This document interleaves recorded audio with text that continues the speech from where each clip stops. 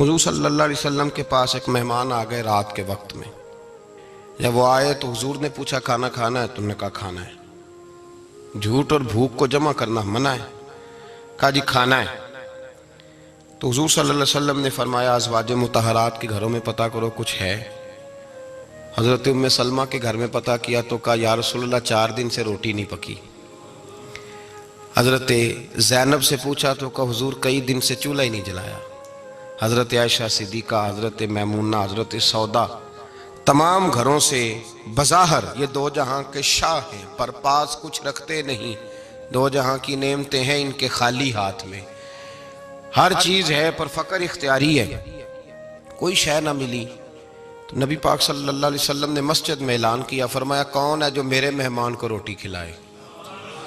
ان لفظوں کا حسن کوئی حسن والا ہی سمجھ سکتا ہے. فرمایا کون ہے جو میرے مہمان کو کھانا کھلائے؟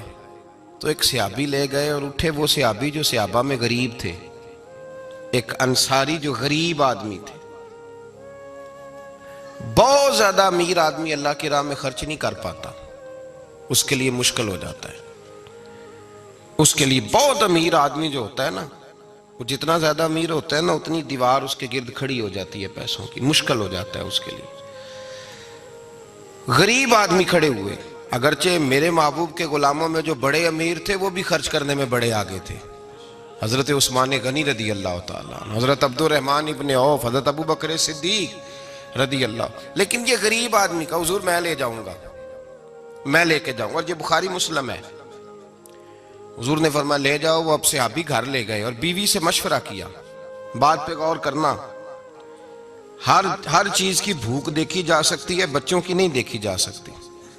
وہ انصاری حضور کے مہمان کو گھر لے گئے، جا کے بیوی سے مشورہ کیا. کہا بھلی مانس گھر میں کچھ ہے؟ تو اس نے کہا تھوڑا سا بچوں کے لیے کھانا رکھا ہے. بچوں کے لیے. بچے تو بزدل کر دیتے ہیں، بچے تو آدمی کو بزدل کر دیتے ہیں، بچے تو مار دیتے ہیں، کلیجہ پھٹ جاتا ہے بچہ بھوکا ہو تو، نیند ہی نہیں آتی. اب صحابی اپنی بیوی سے کیا کہتے ہیں؟ کہتے ہیں بچوں کو بہلا کے سلا دے. اور رسول اللہ کے لیے نہیں، رسول اللہ کے مہمان کے لیے. بھئی نبی پاک کے لیے نہیں، حضور کے. تجھ سے در در سے سگ اور سگ سے ہے مجھ کو نسبت. میری گردن میں بھی ہے دور کا پٹکا تیرا، تجھ سے در در سے سگ سگ سے ہے مجھ کو نسبت. لمبی بات ہے. کہ بچوں کو سلا دو. بی بی نے بچوں کو سلا دیا تو میاں بیوی کا مشورہ ہوا کہ مہمان کے ساتھ بیٹھ کے روٹی کھانا بھی سنت ہے. تو اب مہمان کے ساتھ بیٹھ کے کھانا بھی ہے تو کھانا ہے 1-2 آدمی کا. اب خاوند اپنی بیوی کو تیار کرتا ہے کہ میں بھی کھانے پہ بیٹھ جاؤں گا، تو بھی بیٹھ جانا. اور جب مہمان کھانے میں ہاتھ ڈال لے تو اٹھنا، کہنا او ہو دیا تو صحیح کیا ہی نہیں، ابھی بجھ جائے گا. اور جا کے دیا بجھا دینا. ہم ہاتھ ہلاتے رہیں گے، مہمان روٹی کھاتا رہے گا. اور یار اس درد کو، اس کیف کو سمجھو. گھر میں بچے بھی بھوکے، بچوں کی ماں بھی بھوکی، بچوں کا باپ بھی بھوکا. دسترخوان پہ روٹی لگ گئی، روٹیاں چن ڈالیں. بی بی اٹھی کہنے لگی او ہو چراغ تو صحیح کیا ہی نہیں، یہ تو بجھ جائے گا. حوصلے مند بی بی جس نے بچے بھوکے سلا دیے.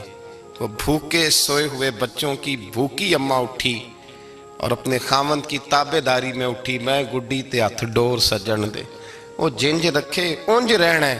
اٹھی اور اس نے نہ دیا ٹھیک کرنے کے بہانے بجھا دیا. مہمان روٹی کھاتا رہا اور رسول اللہ کے نوکر قربانی دیتے رہے. وہ روٹی کھا کے سیر ہو کے بستر بچھایا تو سو گیا.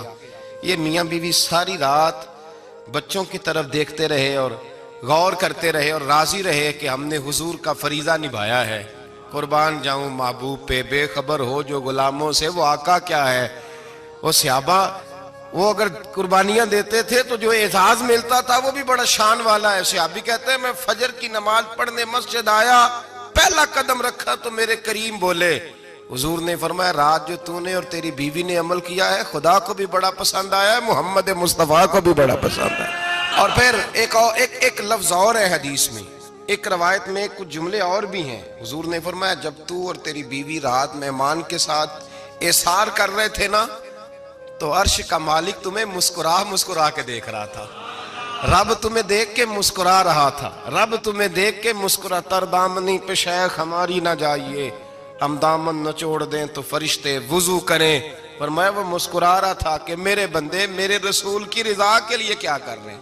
اور صاحب دیکھو، نبی پاک کے لیے نہیں، خاندان کے لیے نہیں، خاندان نبوت کے لیے نہیں، حضور کے نہ سمجھیں یار، اس پہلو کو سمجھیں، نبی پاک کے بریلی کے امام بول پڑے، فرمانے لگے تجھ سے در، در سے سگ، سگ سے ہے مجھ کو نسبت، تجھ سے در، در سے سگ کتے کو کہتے ہیں فارسی میں۔ فرماتے محبوب تیرا دروازہ اور دروازے پہ کتا اور کتے کے پاس میں بیٹھا ہوں، چلو کتے کے پاس تو بیٹھا ہوں نا، میری گردن میں بھی کوئی تو پٹکا آیا ہی ہے نا، تجھ سے در، در سے سگ اور سگ سے ہے مجھ کو نسبت، چلو میری گردن میں بھی ہے دور کا پٹکا تیرا۔ قرآن مجید بول اٹھا، رب کریم نے فرمایا حبیب یہ تیرے غلام وہ ہیں کہ وَيُقْصِرُونَ عَلَىٰ أَنفُسِهِمْ وَلَوْ كَانَ بِهِمْ خَصَاصَةٌ، فرمایا ان کا حال یہ ہے کہ جس چیز کی شدید حاجت ہوتی ہے وہ بھی اپنے بھائیوں پہ قربان کر دیتے ہیں، وہ دے دیتے ہیں تیرے نام پہ۔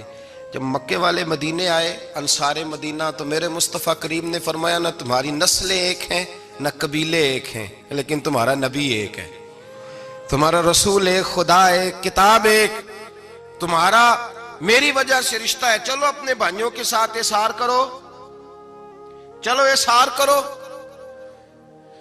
اگر کسی کے 2 مکان تھے تو اس نے ایک اس کو دے دیا جو مکے سے آیا تھا، 2 باغ تھے تو ایک دے دیا، کسی کے پاس ایک تھا تو آدھا بانٹ کے دے دیا، ہر چیز تقسیم کر دی۔ حالات بدل جاتے ہیں، حالات بدل جاتے ہیں۔ تلک الایام نداولها بین الناس، اللہ لوگوں کے درمیان دن بدل دیتا ہے، حالات بدل گئے، بڑا مال غنیمت آیا، بنو نزیر کا علاقہ فتح ہوا تو میرے رسول پاک صلی اللہ تعالی علیہ وسلم نے انصار مدینہ کو اکٹھا کیا، فرمایا بھئی مال اب بڑا آ گیا ہے، 2 باتیں، یہاں تو اس طرح کرتے ہیں کہ میں ان کو کہتا ہوں جو مکے سے آئے تھے کہ جتنی تمہاری جائیدادیں باغ انہوں نے لیے ہیں واپس کر دیتے ہیں تمہیں، اور جو مال آیا ہے وہ بھی تم میں سے آدھا آدھا دونوں کے درمیان بانٹ دیتے ہیں، یا جیسے تمہارا دل چاہے، تمہارے مال بھی واپس کرتے ہیں اور جو وہاں سے مال آیا وہ تمہارے بیچ بانٹ دیتے ہیں، یا اگر تم کہو تو یہ مال ان کو دے دیتے ہیں مہاجرین کو، اور تمہیں تمہارے مال واپس مل جاتے ہیں۔ حضور نے پوچھا انصار مدینہ سے، حضرت سعد بن معاذ، سعد بن عبادہ تڑپ کے کھڑے ہوئے، عرض کی محبوبہ میں تو ابو بکر کو جانتا ہی نہیں تھا، حضور مجھے کیا پتا عمر کون ہے، میں کیا جانوں عثمان غنی مولا علی کی عظمتوں کو، محبوبہ میں نے تو تجھے ان کی طرف مسکرا کے دیکھتے ہوئے دیکھا ہے، تیرا جلوہ دیکھا ہے، تجھ سے در در سے سگ سگ سے ہے مجھ کو نسبت۔ یا رسول اللہ صلی اللہ علیہ وسلم ہم سے مشورہ نہ کریں، آپ اس طرح کریں جو جائیدادیں ہم نے انہیں دی ہیں وہ بھی ان کے پاس رہنے دیں، اور جو مال آیا ہے وہ بھی ان میں تقسیم کر دیں، اس لیے کہ ہمیں تو بس اتنا پتہ ہے کہ یہ آپ کے غلام ہیں، آپ کے نوکر ہیں، ہمیں اس سے زیادہ کسی چیز کے کوئی غرض، بس آپ کے غلام ہے، بات ختم ہو گئی۔ حضور خاموش ہو گئے۔ صحابہ کہتے ہیں دیر کے بعد ہم نے کہا فیصلہ ہونا چاہیے، فیصلہ پتہ کیا ہوا؟ حضور نے ہاتھ اٹھائے، کہا اے اللہ میرے مدینے والوں پہ رحم فرما، اے اللہ میرے انصار پہ رحم فرما، اللہ ان کے جذبے قبول فرما۔ بھائی احسار والی زندگی وہ کیا بات ہوئی کہ میں نے بڑی قربانی دی ہے، اور جب تک تو قربانی نہیں دیتا تو قدر والا نہیں ہوتا۔ جو چیز قربانی سے حاصل ہوتی ہے اس کی قدر ہوتی ہے، جو چیز مفت میں آ جاتی ہے اس کی کوئی قدر نہیں ہوتی، کوئی قدر نہیں۔ میں اکثر سوچتا ہوں کہ حضرت خواجہ اجمیری کے خلیفے اجمیر میں بھی تو ہونے چاہیے تھے نا، لیکن ان کے خلیفے اجمیر میں نہیں ہوئے، دلی میں ہوئے۔ تو میں سوچتا ہوں دلی والوں کے خلیفے دلی میں ہونے چاہیے، لیکن دلی میں نہیں ہوئے، پاک پتن میں ہوئے، تو پاک پتن والوں کے یہاں ہو جاتے۔ وہ اس لیے کہ قربانی جو دیتا ہے نا، جو دور سے چل کے آتا ہے وہ قربانی کرتا ہے، قربانی دیتا ہے، اس کو قدر زیادہ ہوتی ہے۔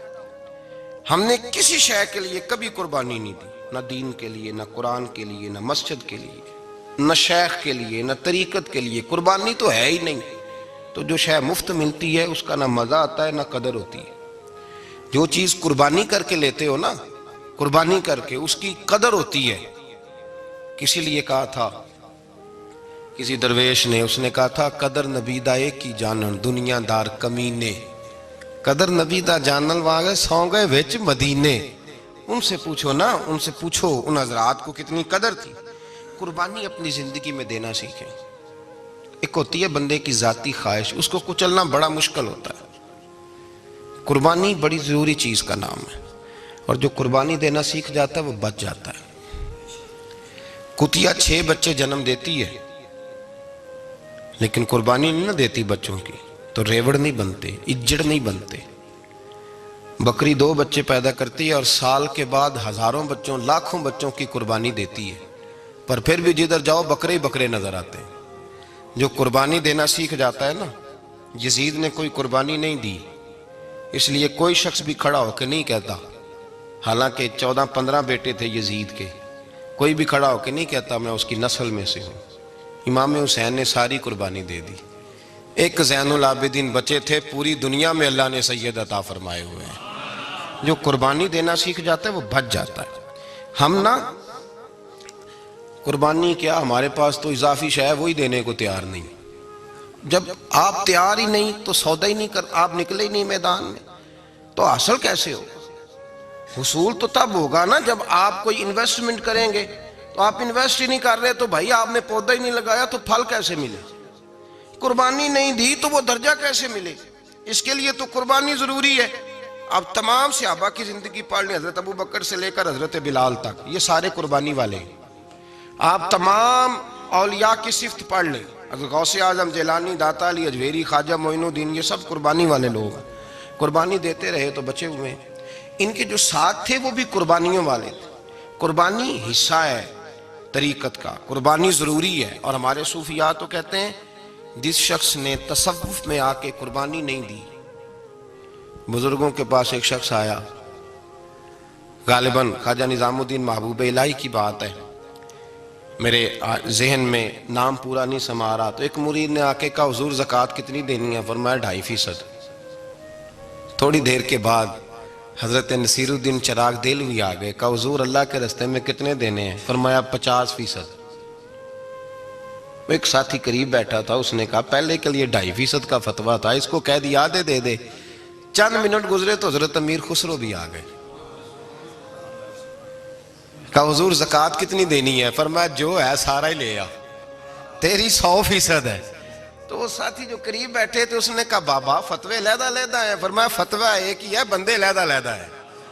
فتویٰ ایک ہی ہے، مجھے پتہ ہے کون کتنے دے سکتا ہے. وہ جس کو میں نے 2.5% کہا ہے وہ بھی جا کے حساب کتاب کرے گا، اس نے 2.5 بھی پورا نہیں دینا. فرمایا جس امیر خسرو کو میں نے کہا نا سارا لے آ، اس کا دل کرے گا میں اپنا مکان بھی توڑ کے لے آؤں. میں نے فتویٰ ایک ہے، بندہ دیکھ کے بات کی ہے. بھائی قربانی نہیں ہے، اظہار ہی نہیں ہے، جذبہ ہی نہیں ہے، ہمارا مزاج ہی نہیں ہے. لیکن نا یہ اب ایک تو شریعت کی قربانی ہے نا، یہ تو اس پہ بھی لوگ بڑا سوچیں گے، اس پہ بھی لوگ بڑا سوچیں گے. فتوے پوچھتے پھریں گے کہ جی میرے اوپر تو ابھی میں نے تو 15,500 قرضہ دینا ہے، دوں کہ نہ دوں، کون سی دوں؟ فتوے پوچھیں گے. دینے کی دفعہ فتوے پوچھیں گے اور لینے کی دفعہ چھٹی، جو آتا ہے آنے دو. کبھی لینے کی دفعہ بھی فتویٰ پوچھنا صاحب کہ یہ مجھے اتنا مال آ رہا لے لوں کہ نہ لوں. وہ لے لیا، قابو کر لیا. جب دینے کی باری آئی تو فتویٰ احصار کریں. اور احصار صفت ہے مسلمان کی، یہ احصار کرنے لگتا ہے تو بچنے لگ جاتا ہے، اس کا فائدہ ہونے لگ جاتا ہے. قربانی دینے لگ جاتا ہے تو بچ جاتا ہے. کسی نے کہا تھا سن اے مسلمان، یہ نکتہ فیض قرآنی میں ہے، عظمت و اسلام اور مسلم صرف قربانی میں ہے. اگر تو جینا چاہتا ہے تو قربان ہو، اپنے مزاج میں قربانی. اور ایک عیسائی اسکالر تھا امریکہ کا، صرف ایک حدیث پڑھ کے مسلمان ہو گیا، کلمہ ہی پڑھ گیا. حدیث کیا ہے؟ جنگ یرموک ہے. تو 7 صحابہ زخمی ہیں، چور چور زخموں سے لیٹے ہوئے، گرمی بڑی شدید ہے. العطش العطش، پیاس پیاس پیاس پکارے ایک صحابی. ایک آدمی دوڑا دوڑا آیا، پانی کا برتن ہاتھ میں ہے، اس کے منہ کے قریب پانی کیا تو قریب ایک اور زخمی نے کہا میں بھی پیاسا ہوں. زخموں سے چور چور شخص نے، میدان میں پڑے ہوئے آدمی نے کہا یار پہلے اسے پلا دو، وہ زیادہ پیاسا ہے. وہ کہتا ہے میں جب اس کے پاس گیا، اس کو پانی دینے لگا تو ایک آدمی قریب سے اور بولا یار میرے تو زبان پہ زخم ہے، دوڑ کے آؤ، بڑی پیاس ہے۔ کہتا میں نے پانی کا کٹورا اس کے قریب جو کیا تو چوتھا بول پڑا۔ اس نے کہا ادھر لے جاؤ یار، میرا گزارا ہو جائے گا، کام چل جائے گا۔ وہ کہتا پانچواں بول پڑا تو چوتھے نے انکار کر دیا، میں نہیں پیوں گا، پہلے اس کے پاس لے جاؤ۔ کہتا حد ہو گئی۔ ساتویں تک میں آیا، اور جب میں ساتویں تک آیا تو پہلے نے پھر چیخ ماری۔ تو فرماتے ہیں وہ ساتواں کہنے لگا نہیں ادھر لے جا یار، اس کو پیاس زیادہ لگی ہوئی ہے۔ کہتے ہیں جب میں اس تک گیا تو وہ جام شہادت نوش کر چکا تھا۔ پلٹ کے دوسرے کے پاس آیا تو وہ بھی فوت ہو گیا۔ تیسرے کے پاس آیا تو وہ بھی رب کریم کی بارگاہ ناز میں حاضر ہو گیا۔ ساتوں شہید ہو گئے۔ تو پانی کا کٹورا میرے ہاتھ میں رہا۔ میں کبھی آسمان دیکھتا، کبھی زمین دیکھتا، کبھی پانی دیکھتا، کبھی میں ان 7 شہیدوں کے چہرے دیکھتا۔ پھر دل میں خیال آیا یہ تو گردنیں کاٹنے والے تھے، یہ تو ایک دوسرے کو قتل کرنے والے تھے، یہ تو خون پینے والے تھے۔ آج یہ سارے اس لیے کر رہے ہیں کہ سارے محمد عربی کے غلام بن گئے، رسول اللہ صلی اللہ علیہ وسلم کے نوکر بن گئے۔ وہ کہتا میں نے حدیث پڑھی تو میں مسلمان ہو گیا۔ میں نے کہا یہ جذبے دنیا دار بندہ پیدا نہیں کر سکتا، یہ جس نے جذبہ پیدا کیا ہے وہ اللہ کا سچا رسول ہے۔ میرے بھائی اظہار کا مزاج پیدا کریں۔ قربانی تو نہیں رہی معاشرے میں، اظہار ہی تو نہیں ہے۔ ہم روایتیں پڑھتے ہیں، سنتے ہیں، لیکن آپ یقین کریں پنکھے کے نیچے مسجد میں کوئی دوسرے کو جگہ دینے کو تیار نہیں۔ پھر پنکھا ہے نا چل رہا ہے تو کوشش ہے کہ مجھے عین اس جگہ ملے جہاں پنکھا چل رہا ہے۔ اتنا بھی اظہار کرنے کو لوگ تیار نہیں، اتنا بھی۔ اور درجے بڑے بڑے لینے چاہتے ہیں، بڑے بڑے درجے۔ وہ ہمارے پاس لوگ آتے ہیں، 2-4 لفظ لکھے ہوتے ہیں نا نام کے ساتھ، کوئی علامہ لکھ دیتا ہے، کوئی پیر صاحب لکھ دیتا ہے، تو لوگ بڑی باتیں پوچھ لیتے ہیں۔ کئی دفعہ آ کے پوچھتے ہیں میرا زیارت کرنے کو دل کرتا ہے۔ میں کہتا ہوں یار تو نے آخری سیڑھی پہ پیر رکھ دیا ہے، بالکل آخری پہ۔ دل تو تیرا جس چیز کو کرے گا تو وہ کرنے لگ جائے گا۔ پہلے شروع تو حضرت جنید بغدادی رحمت اللہ تعالی علیہ، وہ دریا کنارے کھڑے تھے تو آپ دریا کے اندر پیر رکھا آگے جانے کے لیے۔ یہ اعلیٰ حضرت نے لکھا ہے واقعہ ملفوظات شریف میں۔ دریا پار کرنے کے لیے پیر رکھا تو ایک شخص کہنے لگا حضور مجھے بھی ساتھ لے لیں۔ آپ نے فرمایا میں دریا پار کروں گا تو اس طرح کرنا، میرا کرتا پکڑ لے اور یا جنید یا جنید کہنا شروع کر دے۔ یا جنید یا جنید، اس پہ فتویٰ بھی لگ جاتا ہے، پر کیا کرے، اب مسئلہ تو صحیح ہے نا۔ تو پیر میرا پیچھے سے کرتا پکڑ لے اور یا جنید کہہ، وہ کہتا ہے پیر رکھا نا حضرت نے پانی میں تو میں بھی پیچھے۔ تو حضرت جنید بغدادی کیا کہتے ہیں یا رحمان یا اللہ، یا رحمان یا اللہ، وہ خود یہ پڑھ رہے ہیں اور مجھے لگایا یا جنید پہ۔ کہتے ہیں دریا میں وہ بھی چلنے لگے تو میں بھی، یوں لگا جیسے پکے فرش پہ چل رہے ہیں۔ کہتے ہیں تھوڑا سا گزرا تو میں نے کہا بابا خود یا رحمان یا اللہ کہہ رہا ہے اور مجھے یا جنید پہ لگایا ہوا ہے، تو چلو میں بھی یا رحمان یا اللہ پڑھتا ہوں۔ کہتے ہیں میں نے یا رحمان یا اللہ کہا تو میں ڈوبنے لگ گیا، دریا میں ڈوبنے لگا۔ تو حضرت فرمانے لگے تجھے کہا نا یا جنید کہہ، کہتے پھر یا جنید کا تو پھر اوپر آ گیا۔ تھوڑا اور جا کے اب شیطان باز تو آتا نہیں، الذی یوسوس فی صدور الناس، یہ جاتا تو دل تک ہے نا، باز تو آتا نہیں۔ دن میں 36 دفعہ تو مشورہ دیتا ہے کہ سیدھی نماز پڑھو، یہ کس چکر میں لگ گئے، روز تو تقریر کرتا ہے۔ کہتا پھر دل میں وسوسہ آیا تو پھر میں نے جا کے کہا کہ یہ مجھے خود یا رحمان یا اللہ اور میں یا جنید۔ پھر میں نے کہا یا رحمان یا اللہ تو پھر ڈوبنے لگا۔ کہتے ہیں بابے نے پکڑ کے نکالا، کہا چپ کر کے یا جنید کہہ اگر پار جانا ہے تو، یا جنید کہہ۔ کہتے کنارہ آ گیا تو میرے دل میں خود ہی تھی، وسوسہ تھا کہ بابا تو یا رحمان یا اللہ کہے تو ترے، میں کہوں تو ڈوبے۔ میرے دل میں وسوسہ تھا۔ اللہ والے ادھار تو رکھتے ہی نہیں نا، جو بات دل میں آتی ہے وہ بیان پہلے کر دیتے ہیں، ادھار تو ہے ہی نہیں ان کے ہاں۔ وہ تو کہتے ہیں تجھے بولنے کی گنجائش ہی نہیں دیں گے، تیرے سوال دل میں ہوگا جواب ہماری زبان پہ ہوگا۔ یہ تو چکر ہی نہیں نا، بالکل کوئی کھاتا ہی نہیں۔ رب کریم کا بندہ تو بات ہی وہ کرتا ہے جو کو دل میں لے کے آتا ہے۔ فرماتے ہیں جیسے ہی میرے دل میں یہ وسوسہ تھا، حضرت جنید بغدادی رحمت اللہ تعالیٰ علیہ باہر نکل گئے تو پلٹ کے میری طرف دیکھا اور مسکرا کے فرمانے لگے بیٹا جنید تک تو پہنچ لے، اللہ تو ابھی بڑی دور ہے، ابھی جنید تک تو پہنچ جا، ابھی تو جنید تک نہیں پہنچا، ابھی تو میرے تک تو پہنچ جا، اللہ تو ابھی بڑی دور ہے، تو ڈائریکٹ ہی وہاں تک جانے لگا ہے۔ شروع تو ہو ابھی، تو یہاں لوگ سیدھا ہی آ کے کہتے ہیں زیارت کرنی ہے۔ مجھے ایک صاحب کہنے لگے جی میں نے ایک پیر صاحب کے بارے میں سنا ہے ان کی بیعت ہوتے ہی بندے کو نبی پاک کا دیدار ہو جاتا ہے۔ میں نے کہا ٹھہر جا ذرا، اس کو بھی کہہ بریک پہ پیر رکھے، بیعت کرتے ہی دیدار ہو جاتا ہے؟ یہ کوئی لوٹ سیل ہے؟ زندگی گزر جاتی ہے انسان کی، مر جاتا ہے، اور جس کو حضور کا دیدار ہو پھر بچ جائے، پھر قائم رہے، پھر اس کی زندگی نہ بدلے، پھر اس کا دنیا سے کوئی تعلق رہ جائے۔ یہ پوچھ ابو بکر صدیق سے جنہیں دیدار ہوا تھا، جب دیدار ہوا تو یار رہا ہے، باقی کوئی شے بھی نہیں رہی، پھر محبوب رہے اور کچھ بھی نہیں بچتا۔ تو وہ کس طرح کا ہے جو دیدار بھی کراتا ہے اور پھر کہتا جاؤ دکان بھی کھول لو جا کے؟ یہ کیسی بات؟ وہ ایک منزل ہے، وہ اپنی جگہ پہ آ کے آتی ہے، اور یہی بہتر ہے کہ پردوں میں وہ پردہ پوش رہے۔ وہ اگر پردے اٹھا دے تو کسے ہوش رہے؟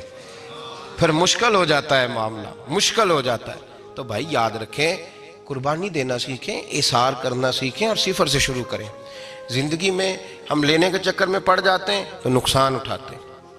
عقل کے گھوڑے کم دوڑائیں، محبت کے ساتھ عمل زیادہ کریں، دماغ کا استعمال کم کریں اور عمل زیادہ کریں، زیادہ عمل کریں، ورنہ شیطان تو نماز بھی نہیں پڑھنے دے گا۔ وہ تو کہے گا کہ جناب چلو ٹھیک ہے اللہ نے معافی کر دینا ہے نا، وہ تو کچھ بھی نہیں کرنے دے گا۔ دماغ کا استعمال کم کریں اور عمل زیادہ کریں، جد و جہد زیادہ کریں، اظہار کریں، قربانی کریں اپنی زندگی میں، کریں کسی کے لیے کچھ، اظہار کریں، کسی کو کچھ دیں۔ یہ جو ہم اولاد کے لیے قربانی دیتے ہیں نا، تو یہ قربانی نہیں ہوتی، یہ لالچ ہوتا ہے، یہ سودا ہے۔ پتہ ہے آپ کو یہ سودا ہے؟ ہم بچپن میں ان کی خدمت کریں گے، یہ بڑھاپے میں ہماری خدمت کریں گے، تو یہ تو تجارت ہے، یہ کوئی اصول نہیں۔ میرے بچے بڑے ہو گئے تو مجھے خیر صلی اللہ، یہ تجارت ہے بھائی، یہ تجارت ہے، یہ قربانی نہیں، تو تجارت ہے۔ یہ آپ جو کر رہے ہیں یہ تو کمیٹی ڈال رہے ہیں آپ، اور چونکہ نیت یہ ہوتی ہے خدمت کی، تو پھر نصیب والوں کو خدمت ملتی ہے، قسمت والوں کو ملتی ہے۔ ورنہ بچے کہتے ہیں ابا جی ٹھیک ہے آپ نے ہماری خدمت کی تو سارے کرتے ہیں، آپ نے کو نوکی تھوڑی کی ہے، چھٹی آپ وہاں بیٹھیں، چائے ملے گی وقت پہ پہنچے گی، لیکن آپ مداخلت نہ کریں کسی چیز کے اندر، تجارت نہ کریں، اظہار کریں، قربانی کریں۔ ہمارے صوفیاء یہ کہتے ہیں اولاد سے بھی توقع نہ کرو خدمت کی، نہ توقع کرو، بس یہ کہو کہ میرا رب مجھے بڑھاپے۔ دیکھیں نا نبی پاک صلی اللہ علیہ وسلم نے دعا مانگی، اے اللہ ارذل العمر ہونے سے بچا، عمر کے اس حصے سے بچا جس میں دوسروں پر انسان بوجھ بن جاتا ہے، دعا مانگ۔ تو یہ لالچ بھی نہ کبھی زندگی میں رکھیں کہ میری فلاں آدمی خدمت کرے گا، یہ لالچ بھی برا ہے، اس پر بھی توجہ نہ کریں۔ اپنی دنیا آپ پیدا کر اگر زندوں میں ہے، سر آدم ہے، ضمیر کن فکاں ہے زندگی، یاد رکھیں۔ ہوش آنے سے